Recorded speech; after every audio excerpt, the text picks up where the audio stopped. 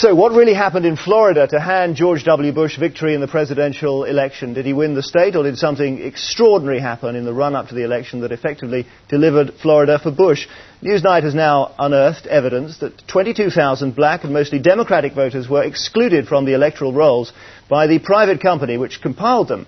That evidence will be presented at a special inquiry into the fairness of the ballot, which begins in Miami tomorrow. Greg Palast reports from Florida.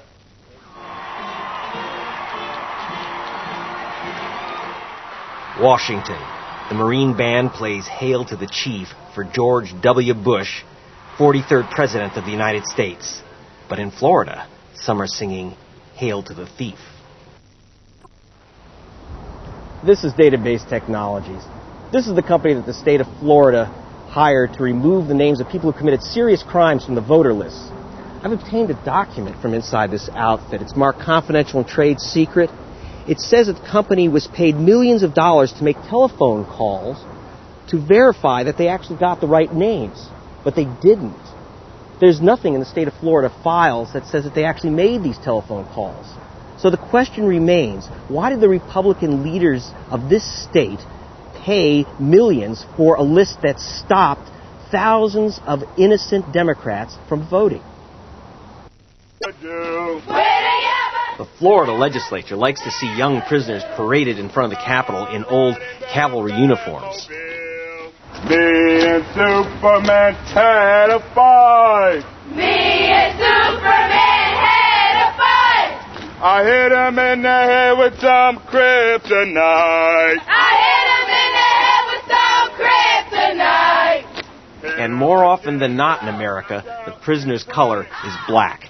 Because of the way DBT generated the list, every genuine black felon in the United States could knock out every black voter in Florida with the same surname and similar date of birth. And that's why the NAACP is suing Florida for violating voters' civil rights. There's a lot of public concern that the contractor who was selected to do this is a firm that seems to have ties to the Republican Party. And they will be putting our evidence to Database Technologies.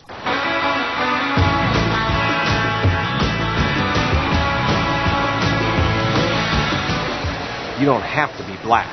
In Palm Beach, America's privileged nurse their tans and their anger. Well, I thought I voted for Al Gore, but unfortunately I voted for Pat Buchanan. And I wasn't very happy about that because I am a Jewish voter, and he would have been the last person in the world I would have voted for.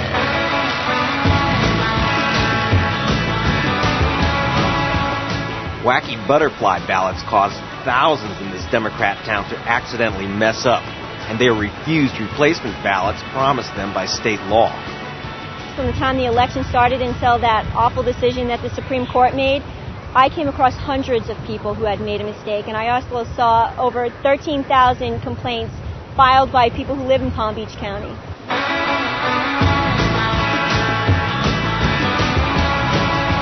In all, Palm Beach voting machines misread 27,000 ballots.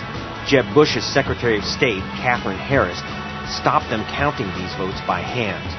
She did the same to Gadsden, one of Florida's blackest, poorest, and most Democrat counties, where machines failed to count 1 in 8 ballots. Again, Harris stopped the hand count.